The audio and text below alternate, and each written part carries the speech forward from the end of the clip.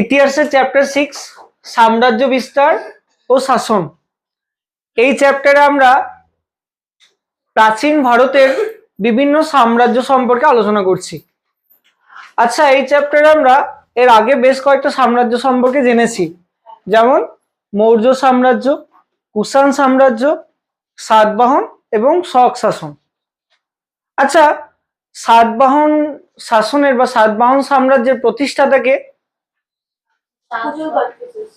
সাতবাহন সাম্রাজ্যের প্রতিষ্ঠাতা বলো না, সাতবাহনদের প্রতিষ্ঠাতাকে? সিমুখ। হ্যাঁ, সাতবাহন সাম্রাজ্যের প্রতিষ্ঠাতা ছিলেন সিমুখ। আর সাতবাহন সাম্রাজ্যের শ্রেষ্ঠ রাজা কে ছিলেন? শ্রেষ্ঠ না, সাতবাহনদের প্রথম গৌতমীপুত্র সাতকর্ণী ছিলেন সাতবাহনদের শ্রেষ্ঠ সম্রাট। এটা আমরা পড়েছি আগের পার্টে। এখন আমরা তার পরবর্তী একটা সাম্রাজ্য সম্পর্কে আলোচনা করব। আর একটা বিষয়, এই যে সাতবাহন আর শক শাসন, এটা ভারতের কোন অংশে এই সাম্রাজ্য দুটো ছিল? কে বলতে পারবে ভারতের কোন অংশে সাম্রাজ্য দুটো ছিল? কোন অংশে? না, ভারতের কোন অংশে ছিল? হ্যাঁ, দক্ষিণ ভারতে ছিল। এই দুটো শাসনই ছিল ভারতের দক্ষিণ অংশ, দাক্ষিণাত্য মানে দক্ষিণ ভারতে এই দুটো ছিল। বেশ। আর মৌর্য আর কুষাণ ওটা ছিল উত্তর ভারতে, ঠিক আছে। আর এই সাতবাহন আর শক এটা দক্ষিণ ভারতে। এইবার তাহলে উত্তর ভারতে শেষ শাসন আমরা দেখেছি কুষাণ শাসন পর্যন্ত, ওই দুটো দক্ষিণ ভারতে ছিল। সাতবাহন আর শক এই দুটো দক্ষিণ ভারতে। আর উত্তর ভারতের শেষ দুটো আমরা দেখেছি মৌর্য আর কুষাণ। এইবার কুষাণদের পর উত্তর ভারতে কারা শাসন করেছিল সেটা এখন আলোচনা হবে। আচ্ছা, তো দেখো, উত্তর ভারতে কুষাণ সাম্রাজ্যের পর যে সাম্রাজ্যটা এসেছিল সেটা হচ্ছে গুপ্ত সাম্রাজ্য, যেটা ভারতের একটা উল্লেখযোগ্য একটা সাম্রাজ্য বা একটা শাসন, যেটা হয়েছিল 320 থেকে 550 খ্রিস্টাব্দ পর্যন্ত। এই সময়ের মধ্যে এটা চলেছিল, খ্রিস্টাব্দ, ঠিক আছে।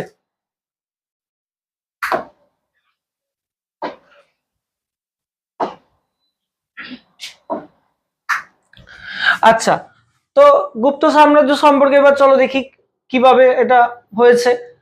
তো দেখো, সাম্রাজ্যের সূচনা মানে শুরুটা কিভাবে হয়েছে দেখো। তো শ্রীগুপ্ত প্রথম মৌর্যদের এই সাম্রাজ্যটা একটা ভিত্তি স্থাপন করেছিলেন। তখন কিন্তু এটা সাম্রাজ্য হিসাবে হয়নি। সাম্রাজ্য মানে তো একটা বড়, বিশাল বড় একটা অঞ্চল। তখন কিন্তু এতটা বড় ছিল না, তিনি জাস্ট শুরু করেছিলেন। শ্রীগুপ্ত গোড়াপত্তন মানে এটা সূচনা করেছিলেন, শুরু করেছিলেন। তিনি কি করেছিলেন? আনুমানিক 240 খ্রিস্টাব্দে 240 খ্রিস্টাব্দে গুপ্ত বংশের ভিত্তি স্থাপন করেছিলেন। তখন কিন্তু সাম্রাজ্য হয়নি, এটা তিনি জাস্ট শুরু করেছিলেন। তাহলে 240 খ্রিস্টাব্দে শ্রীগুপ্ত এটার প্রথম সূচনা করেছিলেন। কে করেছিলেন? শ্রীগুপ্ত। এবার সাম্রাজ্যটা শুরু হয় প্রথম চন্দ্রগুপ্তের সময়। প্রথম চন্দ্রগুপ্ত, আমরা মৌর্য সাম্রাজ্য প্রতিষ্ঠাতে দেখেছিলাম চন্দ্রগুপ্ত মৌর্য। আর গুপ্ত সাম্রাজ্যের প্রথম উল্লেখযোগ্য সম্রাট হচ্ছেন প্রথম চন্দ্রগুপ্ত। দুজন কিন্তু এক নয়, গুলিয়ে ফেলে চলবে না। ওই ক্ষেত্রে মৌর্য সাম্রাজ্যের ক্ষেত্রে চন্দ্রগুপ্ত মৌর্য, লাস্টে মৌর্য আছে টাইটেলে। আর এক্ষেত্রে চন্দ্রগুপ্ত, ঠিক আছে। আর প্রথম চন্দ্রগুপ্ত বলছে কেন? কারণ আরো আছে চন্দ্রগুপ্ত, সেই কারণে প্রথম চন্দ্রগুপ্ত বলছে। তো প্রথম চন্দ্রগুপ্ত গুপ্ত সাম্রাজ্যে প্রথম সম্রাট বলা যেতে পারে। শ্রীগুপ্ত করলেও সাম্রাজ্য প্রতিষ্ঠার হিসাবে প্রথম চন্দ্রগুপ্ত নামটাই আসে। তো তাহলে প্রথম গুপ্ত সাম্রাজ্যের প্রতিষ্ঠাতাকে বা গুপ্ত সাম্রাজ্যের উল্লেখযোগ্য একজন সম্রাট হচ্ছে প্রথম চন্দ্রগুপ্ত। তিনি 319 বা 320 খ্রিস্টাব্দ থেকে 335 খ্রিস্টাব্দ পর্যন্ত তিনি শাসন করেছেন। তাহলে 319 খ্রিস্টাব্দে তার শাসন শুরু হয়। এবার তো বলছে তিনি ছিলেন সাম্রাজ্যের প্রকৃত সার্বভৌম রাজা, মানে প্রকৃত একজন ক্ষমতাশালী, একজন ক্ষমতাপূর্ণ শক্তিশালী রাজা। আর তিনি মহারাজ ধীরাজ উপাধি নিয়েছিলেন। মহারাজ ধীরাজ তিনি উপাধি নিয়েছিলেন। তাহলে সাম্রাজ্যের প্রথম, গুপ্ত সাম্রাজ্যের প্রথম উল্লেখযোগ্য সম্রাট প্রথম চন্দ্রগুপ্ত। তিনি প্রথম এই সাম্রাজ্যটা প্রতিষ্ঠা করেছিলেন বা শক্তিশালী সম্রাট ছিলেন, আর তিনি মহারাজ ধীরাজ উপাধি নিয়েছিলেন। মহারাজ ধীরাজ। আচ্ছা, মহারাজা ধীরাজ বা মহারাজ ধীরাজও বলে।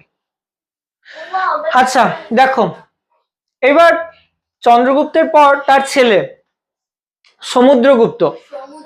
হ্যাঁ, সমুদ্রগুপ্ত তিনি সম্রাট হয়েছিলেন, মানে গুপ্ত সাম্রাজ্যের দ্বিতীয় সম্রাট হচ্ছে সমুদ্রগুপ্ত। গুপ্ত সাম্রাজ্যের দ্বিতীয় সম্রাট সমুদ্রগুপ্ত।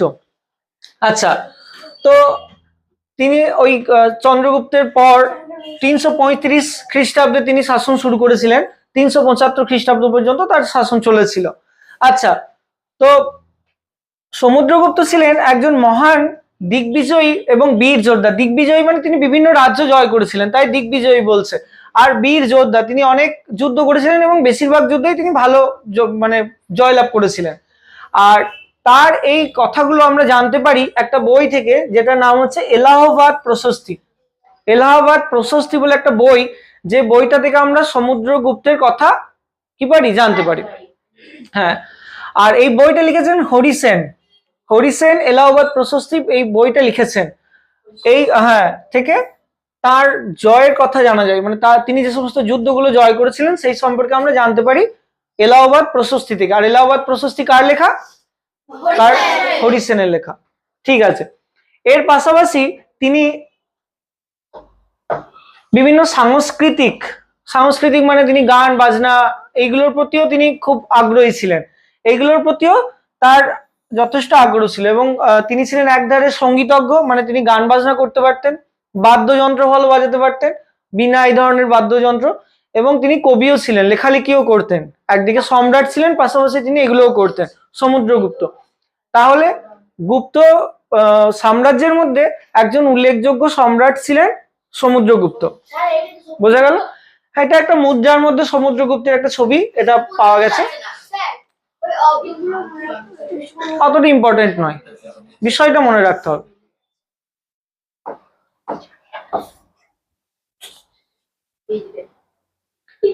আচ্ছা, এইবার দেখো সমুদ্রগুপ্তের পর তার ছেলে দ্বিতীয় চন্দ্রগুপ্ত।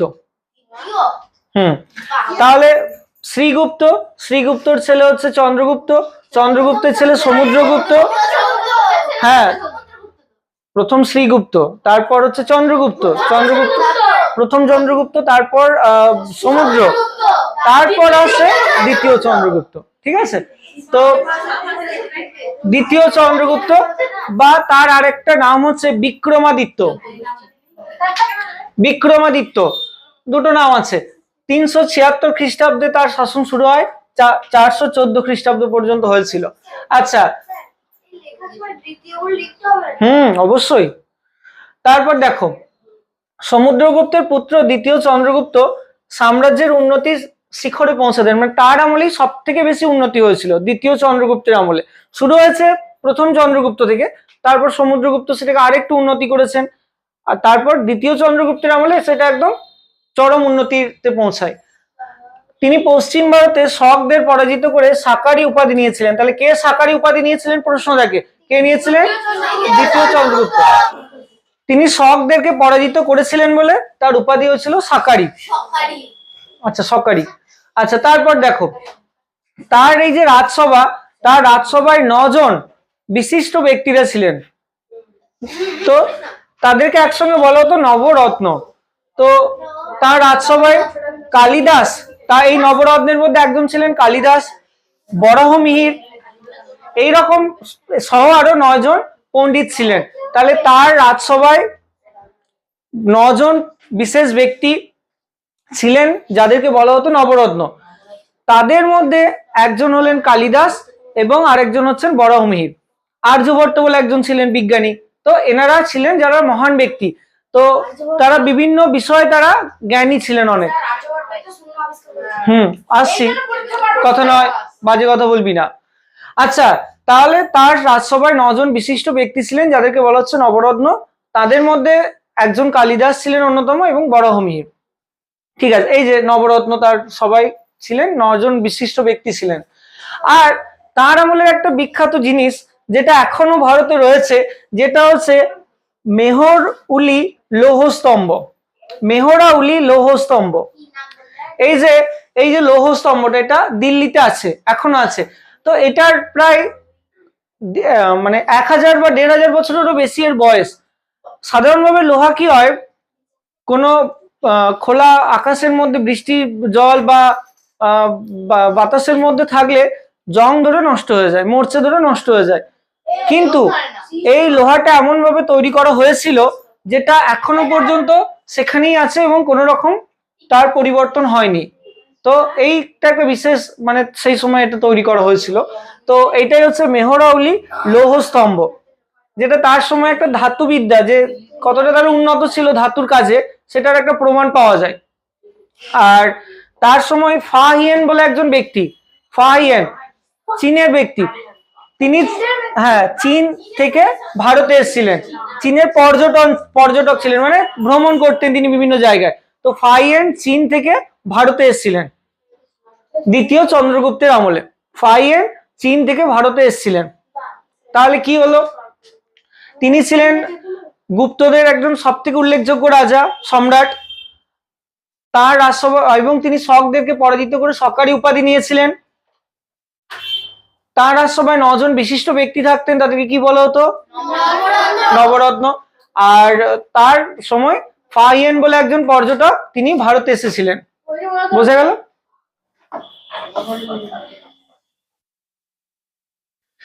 আচ্ছা, এবার তার শাসন ব্যবস্থাটা কিরকম ছিল? এই দ্বিতীয় চন্দ্রগুপ্তের কথা বলছি। দ্বিতীয় চন্দ্রগুপ্তের শাসন ব্যবস্থা কিরকম ছিল দেখো। তিনি সম্রাট ছিলেন প্রশাসনের শীর্ষবিন্দু, মানে তিনি ছিলেন সবার উপর সম্রাট। স্বাভাবিক, সম্রাট তো সবার উপরেই থাকবে, তিনি সবকিছু মানে ব্যবস্থাটাকে পুরো পরিচালনা করতেন।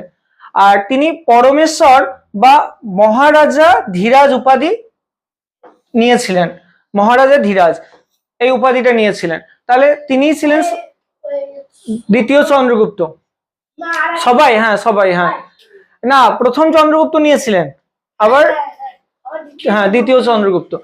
তাহলে তিনি ছিলেন সাম্রাজ্যের সব থেকে শীর্ষ স্থানে এবং তিনি পুরো সাম্রাজ্যটাকে পরিচালনা করতেন। সাম্রাজ্যটাকে ভালো করে শাসন করার জন্য তিনি কয়েকটা ভাগে সেটাকে বিভক্ত করেছিলেন, কারণ অনেকটা বড় যা অঞ্চল, সেটাকে শাসন করার জন্য তিনি সেগুলোকে কিছু পার্টে ছোট ছোট ভাগে ভাগ করেছেন। তো সাম্রাজ্যকে তিনি প্রথমে কয়েকটা প্রদেশে ভাগ করেছিলেন। প্রত্যেকটা প্রদেশকে বলা হতো ভুক্তি। প্রত্যেকটা প্রদেশকে বলা হতো ভুক্তি। প্রত্যেকটা প্রদেশকে, মানে এই ভুক্তিকে আবার কয়েকটা জেলায় ভাগ করেছিলেন। জেলাগুলোকে বলা হতো বিষয়। তাহলে দেখো, সাম্রাজ্যকে কয়েকটা প্রদেশে ভাগ করেছিলেন, প্রদেশগুলোকে বলা হচ্ছে ভুক্তি। ভুক্তি অর্থাৎ প্রদেশকে আবার তিনি কতগুলো জেলায় ভাগ করেছেন, জেলা হচ্ছে বিষয়, জেলাকে বলা হচ্ছে বিষয়। ঠিক আছে, বোঝা গেল? আর তবে তিনি স্বৈরাচারী ছিলেন না, মানে অত্যাচারী ছিলেন না, তিনি প্রজাদের কথাও ভাবতেন। তো প্রজাদের জন্য তিনি ভালো ছিলেন। তাহলে তিনি এইভাবে সাম্রাজ্যকে ভাগ করেছিলেন প্রদেশে এবং প্রদেশকে আবার বিভিন্ন জেলাতে। ঠিক আছে। আর উন্নত বিচার ব্যবস্থা ছিল তার সময়। ওই যে ফা হিয়েন চীন থেকে এসেছিলেন, তিনি তার সম্পর্কে লিখেছেন, তিনি বলেছেন যে বিচার ছিল মানবিক, মানে তিনি বিচারটা আর কি ঠিকঠাক করতেন মানুষের কথা ভেবে। মৃত্যুদণ্ড ছিল অত্যন্ত বিরল, মৃত্যুদণ্ড খুব একটা দেওয়া হতো না এবং শারীরিক শাস্তিও কম ছিল। তাহলে তিনি প্রজাদের জন্য ভালো ছিলেন। তাহলে এই হচ্ছে দ্বিতীয় চন্দ্রগুপ্তের শাসন ব্যবস্থা। তার মধ্যে ইম্পর্টেন্ট হচ্ছে এই তার যে শাসনের যে ভাগগুলো, সাম্রাজ্যকে তিনি কয়েকটা প্রদেশে ভাগ করেছিলেন, যাকে বলা হচ্ছে ভুক্তি। আর প্রত্যেকটা প্রদেশকে আবার কতগুলি জেলাতে ভাগ করেছিলেন, যাকে বলা হচ্ছে বিষয়।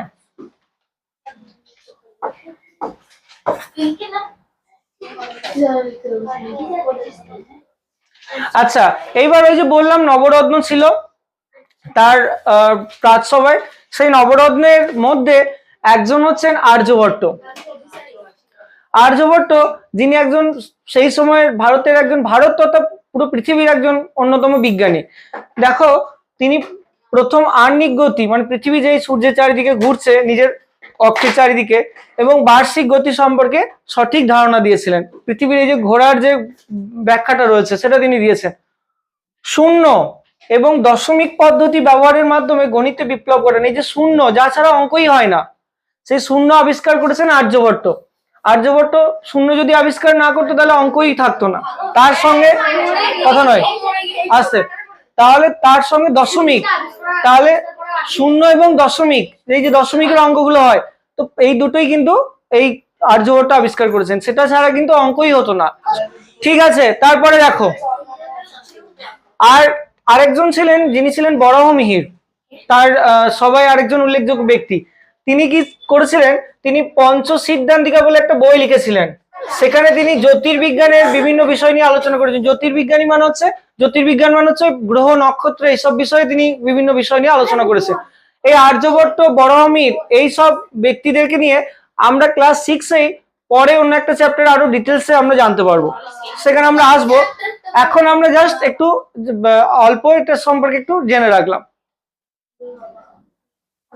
তাহলে এরা প্রত্যেকেই কার আমলে ছিলেন? কার আমলে ছিলেন? দ্বিতীয় চন্দ্রগুপ্তের আমলে ছিলেন। কার আমলে ছিলেন? হ্যাঁ, আচ্ছা। তো এই সময়ে আর এক কথা নয়, এই সময়ে আরেকজন মহান ব্যক্তি বা কবি, তিনি ছিলেন কালিদাস। তো কালিদাস এই সময়ের একজন মহান কবি ছিলেন। শুধু ভারত নয়, পুরো পৃথিবীর একজন অন্যতম কবি হচ্ছেন কালিদাস। তো প্রাচীন ভারতের একজন অন্যতম কবি ছিলেন কালিদাস, কথা নয়। তো তিনি কি করেছেন দেখো, তো গুপ্ত যুগে তিনি একজন উল্লেখযোগ্য কবি ছিলেন। কালিদাসের কিছু লেখা দেখো, তার কিছু কাব্য, মেঘদূত, রঘুবংশ, এই দুটো তার উল্লেখযোগ্য কাব্য, কালিদাসের লেখা দুটো কাব্য। আর তার একটা নাটক অভিজ্ঞান শকুন্তলম, এটা একটা উল্লেখযোগ্য তার নাটক। তাহলে কালিদাস, যার উল্লেখযোগ্য লেখা হচ্ছে মেঘদূত আর রঘুবংশম, এই দুটো কাব্য, আর অভিজ্ঞান শকুন্তলম, এটা একটা নাটক যেটা কালিদাসের লেখা বিখ্যাত নাটক। তাহলে এইগুলো ছিল কালিদাসের, দ্বিতীয় চন্দ্রগুপ্তের আমলে কালিদাস এবং তার লেখা কিছু উল্লেখযোগ্য সাহিত্য সৃষ্টি। আচ্ছা, এই কালিদাসের ব্যাপারটা কিন্তু খুব ইন্টারেস্টিং। কালিদাস প্রথম জীবনে কিন্তু খুব বোকা ছিলেন। একটা গল্প আছে যে তাকে একবার গাছ কাটতে দেওয়া হয়েছে, তো যে ডালে বসে আছেন সেই ডালটাই কেটে দিয়েছে। হ্যাঁ, তো আচ্ছা, প্রথম দিকে, ঠিক আছে, আসতে প্রথম দিকে আসতে শোনো, কথা নয়। তো কালিদাস প্রথম জীবনে তিনি খুবই বোকা ছিলেন। তো ওই একটা ঘটনা যে গাছ কাটতে দেওয়া হয়েছিল, তো যে ডালে বসেছে সেই ডালটা কেটে দিয়েছে। আবার তো আর একটা ইন্টারেস্টিং ব্যাপার আছে। তো কালিদাস যেখানে থাকতো সেখানকার একটা মানে রাজার মেয়ে, তার বিয়ে। তো সেখানে আগেকার দিনে রাজাদের মেয়েদের তো বিভিন্ন বিয়ের জন্য সে স্বয়ংবর হতো, তারা বিভিন্ন লোক সেখানে, বিভিন্ন রাজপুত্ররা আসতো, বিভিন্ন পরীক্ষা নিরীক্ষা করে তারা সেখানে চুজ করা হতো। তো সেখানে অনেকে গিয়েছে, কালিদাসও চলে গেছে। এবার দাঁড়াও, এবার ওই হ্যাঁ, ওখানে ওই কিছু প্রশ্ন করা হয়েছে, এবার বাকিরা কেউই ঠিক মতো অ্যান্সার দিতে পারেনি।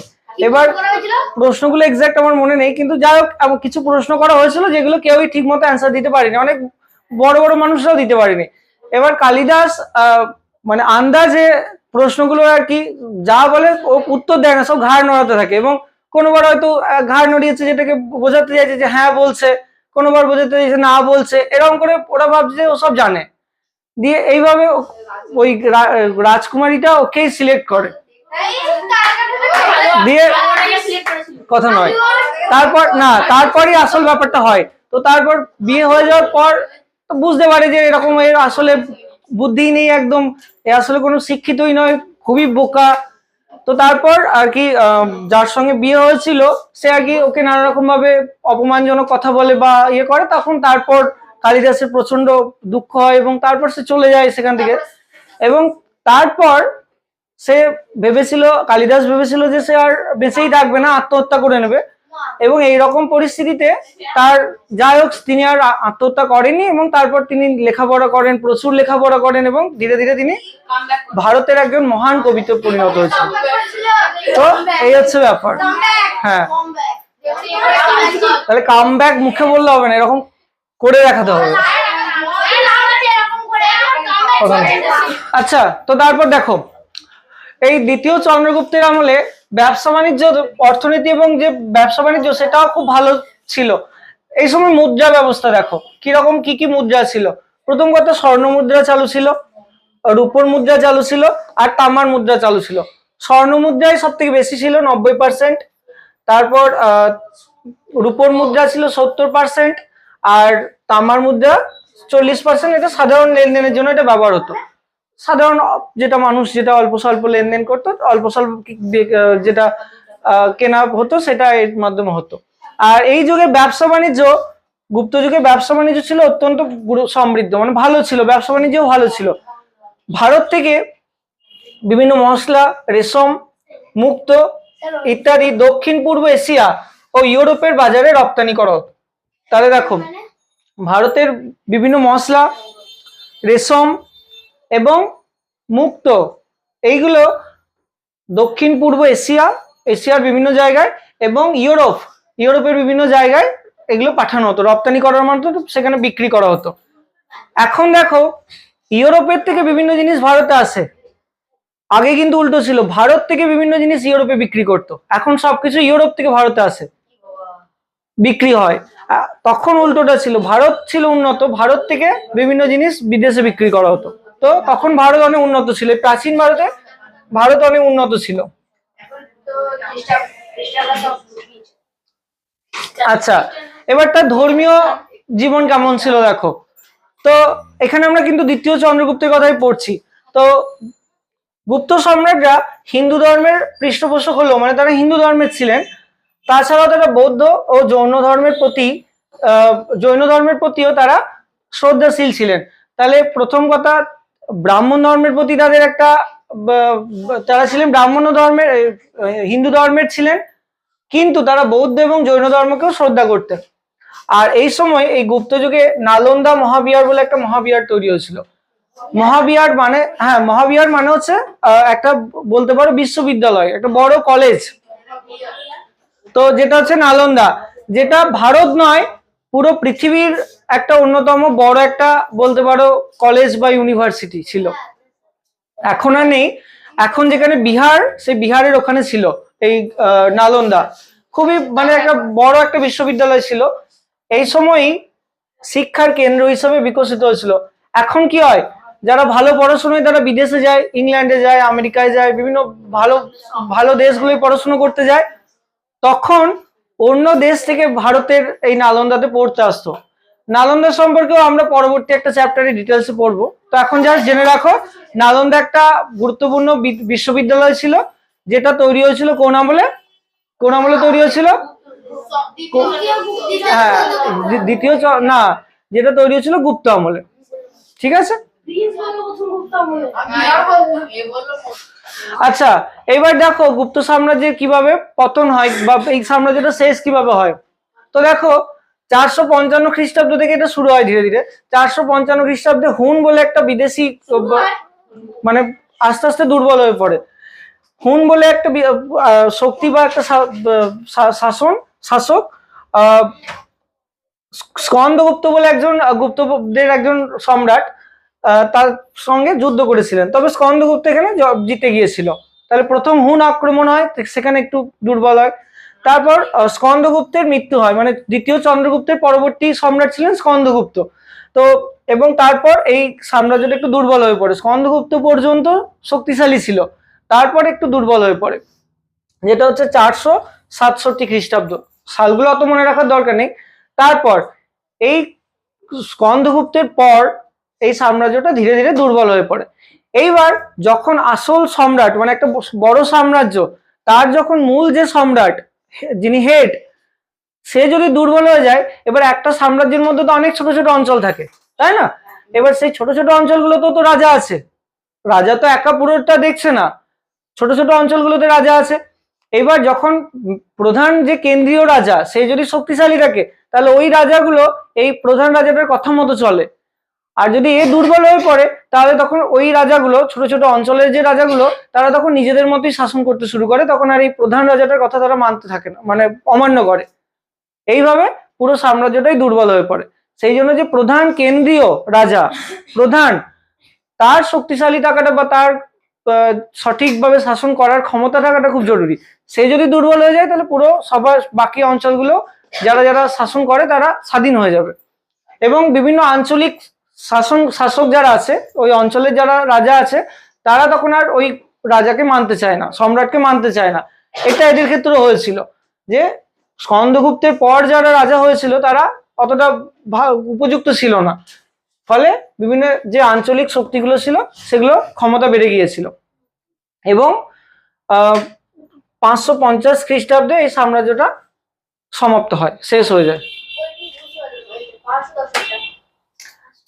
বিভিন্ন আঞ্চলিক শক্তিগুলো এই সময় শক্তিশালী হয়েছিল, বিভিন্ন যে ছোট ছোট অঞ্চলগুলো। তারপর 550 খ্রিস্টাব্দে এই সাম্রাজ্যটা পুরোপুরি পতন হয়। বোঝা গেল? তাহলে দেখো, এই হুন আক্রমণের পরবর্তীকালে স্কন্দগুপ্তের মৃত্যু হলো, তারপর বিভিন্ন আঞ্চলিক শক্তিগুলো ধীরে ধীরে শক্তিশালী হয়ে উঠলো, এবং শেষ পর্যন্ত 550 খ্রিস্টাব্দে এই সাম্রাজ্যটা, হ্যাঁ।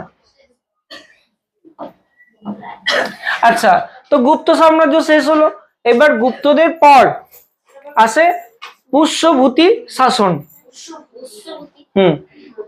আচ্ছা, গুপ্ত শেষ হলো, পরবর্তী শাসন হলো পুষ্যভূতি রাজবংশের শাসন।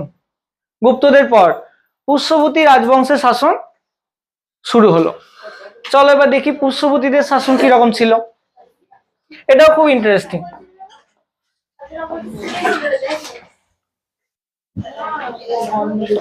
আচ্ছা, তো দেখো, কথা নয়, তো পুষ্যভূতির বংশ, এই শাসনটা শুরু, স্টার্টিংটা দেখবো, সূচনাটা দেখবো।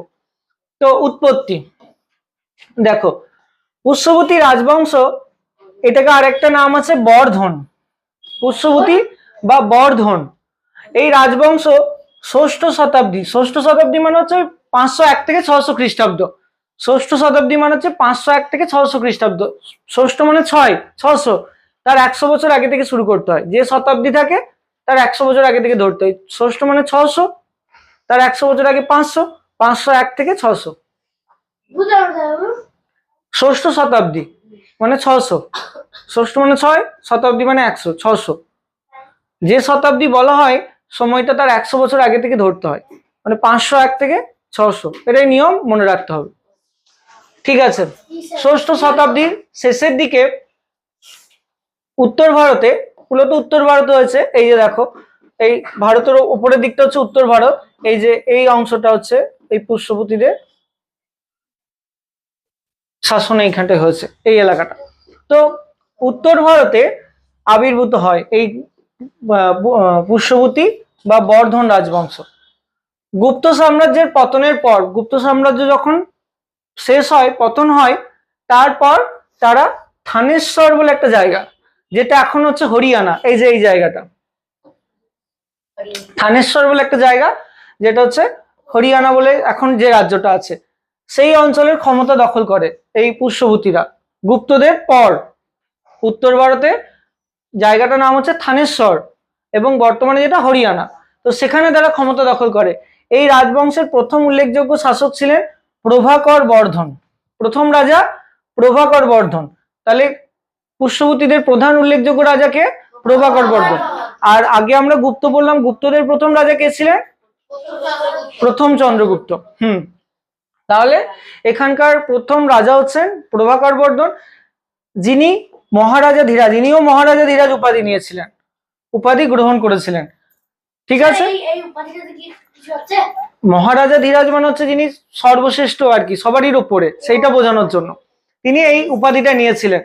আর এই অঞ্চলটা দেখো, উত্তর ভারতের এই যে অঞ্চলটা, এইটা ছিল তার সাম্রাজ্য। এর মধ্যে দেখো অনেকগুলো ছোট ছোট, এই যে যেগুলো দেখতে পাচ্ছ, এগুলো এক একটা রাজ্য। তাহলে এই অঞ্চলটা তিনি শাসন করতেন, মানে পুষ্যভূতিদের শাসন এলাকা ছিল এটা। আচ্ছা, এবার চলো প্রভাকর বর্ধনের পর কারা কারা এসছে দেখা যাক। দেখো, তো প্রভাকর বর্ধনের পর কে কে এসছে দেখো। প্রথম প্রভাকর বর্ধন, তিনি ছিলেন এই শাসনটার প্রতিষ্ঠা করেছিলেন। তারপর দেখো প্রভাকর বর্ধনের পর তার ছেলে রাজ্যবর্ধন। প্রভাকর বর্ধনের পর তার ছেলে কে? রাজ্যবর্ধন। প্রভাকর বর্ধনের বড় জ্যেষ্ঠ পুত্র মানে বড় ছেলে। তো এটা ছিল পরবর্তী তার প্রভাকর বর্ধনের পর দ্বিতীয় আর কি পুষ্যভূতিদের দ্বিতীয় সম্রাট। তারপর হর্ষবর্ধন এসছেন। ওই যে দেখো বর্ধন আসছে কেন, ওই যে বললাম পুষ্যভূতি বা বর্ধন শাসন, সেই জন্য বর্ধন আছে প্রত্যেকটা নামের শেষে। তাহলে তারপর আছে হর্ষবর্ধন আর আরেকজন হচ্ছেন রাজ্যশ্রী। দেখ বলছি, তো প্রভাকর বর্ধনের দুজন ছেলে রাজ্যবর্ধন এবং হর্ষবর্ধন, আর তার মেয়ে হচ্ছে রাজ্যশ্রী। তাহলে প্রভাকর বর্ধনেরই কিন্তু এগুলো ছেলে মেয়ে, ঠিক আছে। তাহলে প্রভাকর বর্ধনের দুজন ছেলে রাজ্যবর্ধন এবং হর্ষবর্ধন, আর তার মেয়ে হচ্ছে রাজ্যশ্রী। বেশ, এইবার একটা ইন্টারেস্টিং ব্যাপার আছে দেখো। প্রভাকর বর্ধনের মেয়ে কে? রাজ্যশ্রী। তো রাজ্যশ্রীর বিয়ে হয় কনজের রাজা গ্রহবর্মার সঙ্গে। কনজের রাজা গ্রহবর্মার সঙ্গে। তাহলে রাজ্যশ্রীর বিয়ে হয় কনজ রাজ গ্রহবর্মা।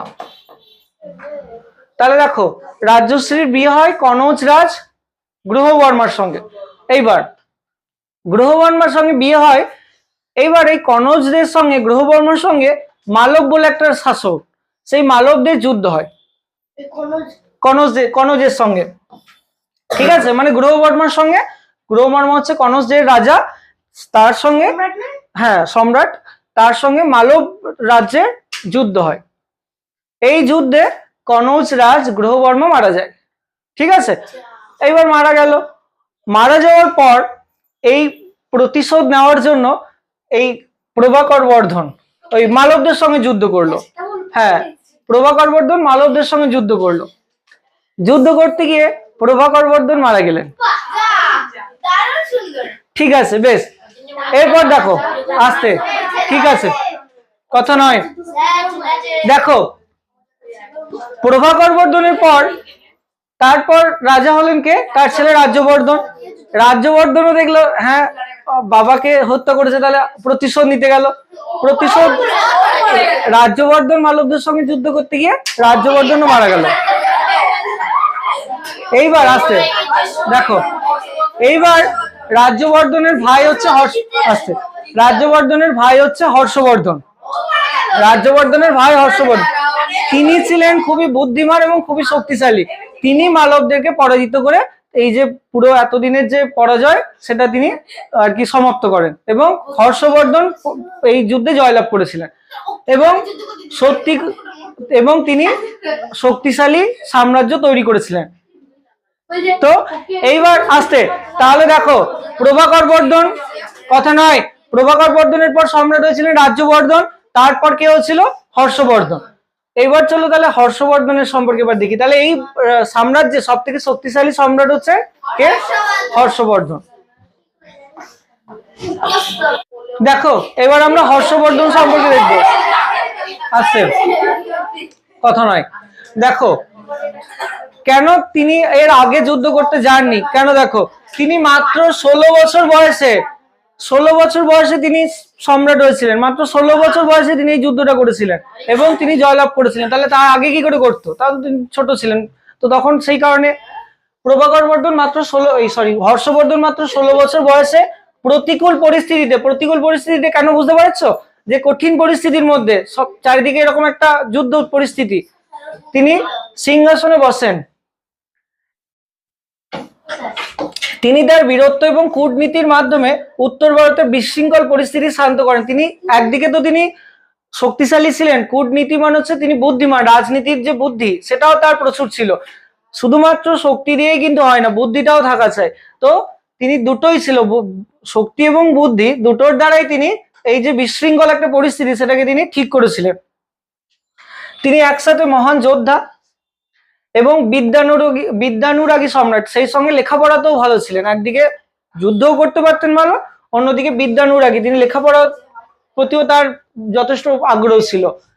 তার শাসনকাল থেকেই ভারতের ইতিহাসের এক নতুন অধ্যায় শুরু হয়, এই হর্ষবর্ধনের সময় থেকে। বোঝা গেল?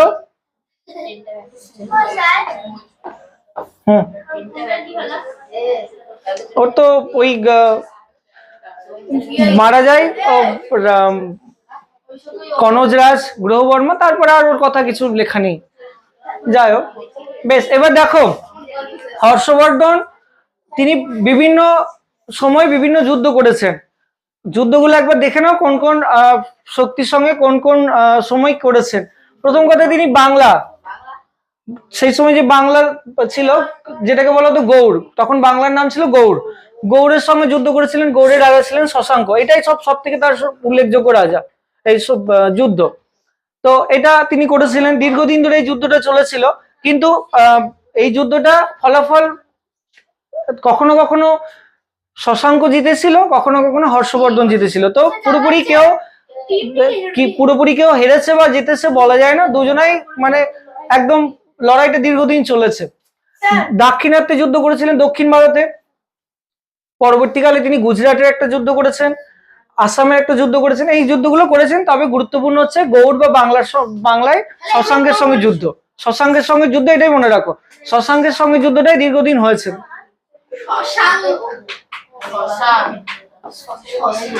শশাঙ্ক কথা নয়। এবার দেখো তার শাসন ব্যবস্থা কিরকম ছিল, শাসন ব্যবস্থা কিরকম ছিল দেখো। আমরা দেখলাম আগে গুপ্তদেরও তারা বড় একটা সাম্রাজ্যকে ছোট ছোট পার্টে ভাগ করেছিল, এখানেও কিন্তু তাই হয়েছিল, কারণ বড় একটা সাম্রাজ্যকে একার পক্ষে পুরোটাকে দেখা সম্ভব নয়, তো ছোট ছোট পার্টে ভাগ করা হয়। তো কি করেছিলেন দেখো, সাম্রাজ্যকে কয়েকটা প্রদেশ, যাকে বলা হচ্ছে ভুক্তি, আগের মতোই, তারপর সেটাকে কয়েকটা জেলা, যাকে বলা হচ্ছে বিষয়। আগে পর্যন্ত জেলাটি শেষ হয়েছিল, জেলার পর আবার তিনি সেগুলোকে কয়েকটা গ্রামে বিভক্ত করেছিলেন। তাহলে প্রথমে সাম্রাজ্যকে কয়েকটা প্রদেশ, প্রদেশকে আবার কয়েকটা জেলায়, জেলাকে আবার কয়েকটা গ্রামে ভাগ করেছিলেন। এইভাবে তিনি ছোট পার্টে ভাগ করে শাসনকে পরিচালনা করতেন। কর ব্যবস্থা, ওই যে আগের দিন বলছিলাম, কর, প্রজাদেরকে কর দিতে হয়, রাজাকে একটা টাকা দিতে হয় দেশে থাকার জন্য। তো তখন মূলত ভারতের বেশিরভাগ লোক কৃষি কাজ করতো, চাষবাস করতো। তো উৎপাদিত ফসলের 1/6 অংশ, হ্যাঁ 1/6 অংশ তারা দিত রাজস্ব বা কর হিসাবে, 1/6 অংশ তারা দিত। বোঝা গেল? আর হচ্ছে জনসেবা, তিনি পথচারীদের জন্য চিকিৎসালয়, বিশ্রামাগার ইত্যাদি তৈরি করেছিলেন। তো তিনি ভালো কাজ করেছিলেন সাধারণ মানুষের জন্য।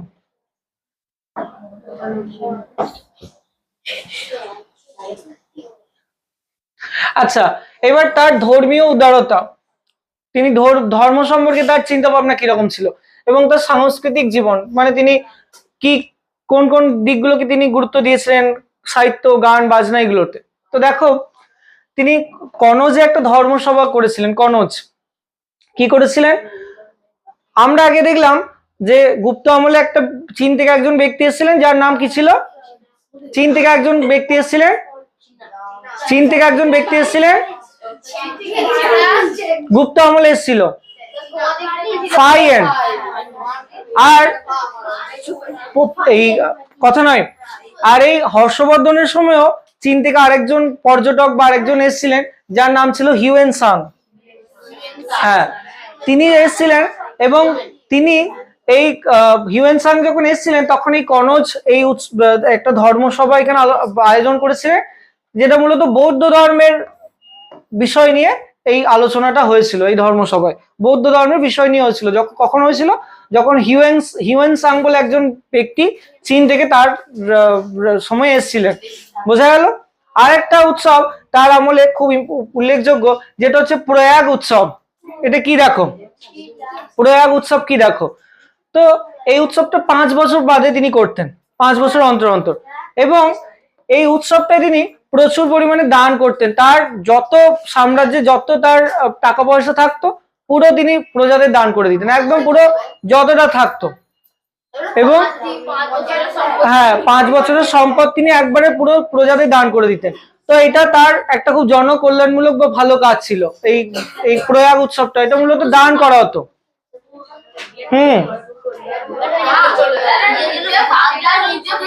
এই যে কি বলছে দেখো, আস্তে, রাজকোষের সর্বস্ব দান করে দিতেন। রাজকোষের মানে তার যে রাজকোষ যেখানে সমস্ত টাকা পয়সা থাকে, সর্বস্ব মানে সব দান করে দিতেন। বোঝা গেল?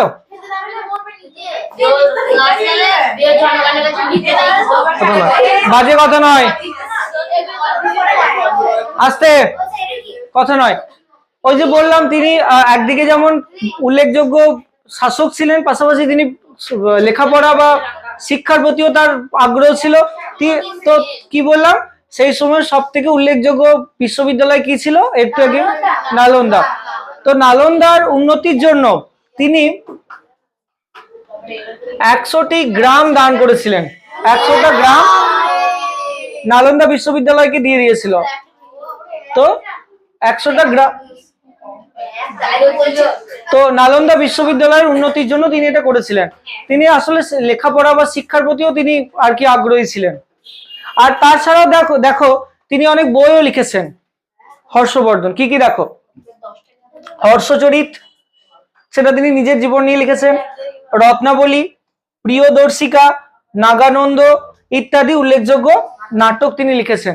তাহলে হর্ষচরিত, রত্নাবলী, প্রিয়দর্শিকা, নাগানন্দ ইত্যাদি নাটক তিনি লিখেছেন। তাহলে তিনি লেখালেখিও করতেন।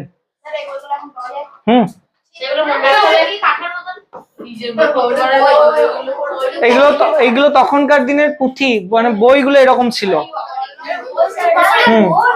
তখন তো বই ছাপা হতো না, তখন বইগুলো লেখা হতো হাতে করে।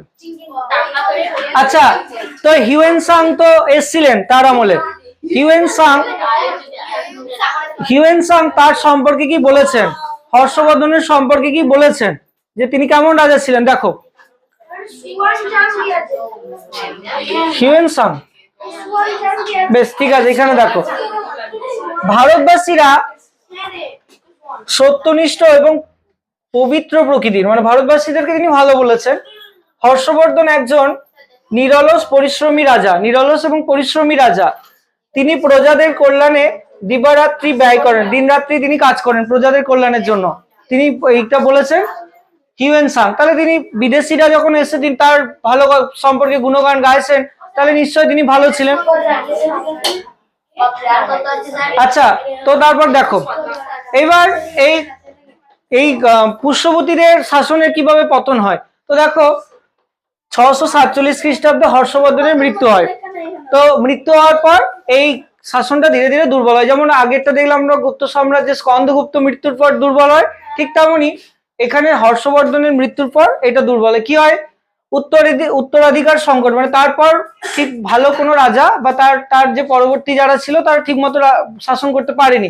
আর ওই একই ক্ষুদ্র ক্ষুদ্র রাজ্যের বিভক্ত, মানে বড় রাজ্য যখন আসল সাম্রাজ্যের হেড যখন ঠিক থাকে না, তখন ছোট ছোট রাজ্যগুলো তখন আর সেই প্রধান সম্রাটের কথা মানতে চায় না।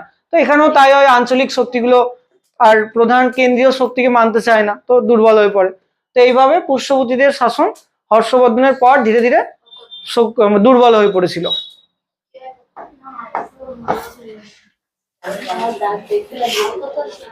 আচ্ছা, তাহলে এই পর্যন্ত আমরা উত্তর ভারতের কতগুলো সাম্রাজ্য সম্পর্কে আলোচনা করলাম। মৌর্য থেকে আমরা শুরু করেছি, মৌর্য, কুষাণ, গুপ্ত, আর না, উত্তর ভারতের মৌর্য, কুষাণ, গুপ্ত, পুষ্যবতী, চারটে।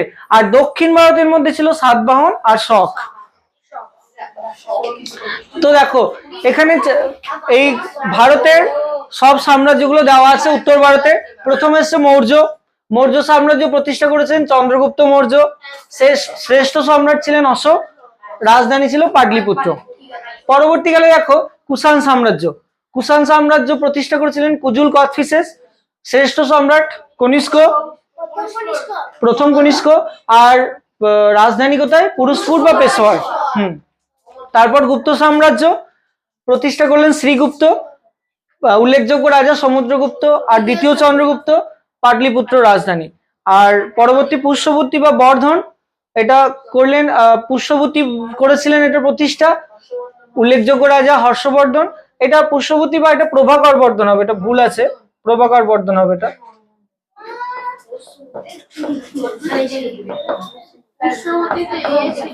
প্রভাকর বর্ধন আর উল্লেখযোগ্য হর্ষবর্ধন ছিলেন, আর এদের রাজধানী ছিল থানেশ্বর, পরবর্তীকালে কনক। বোঝা গেল চারটে সাম্রাজ্য সম্পর্কে? বোঝা গেল? ঠিক আছে।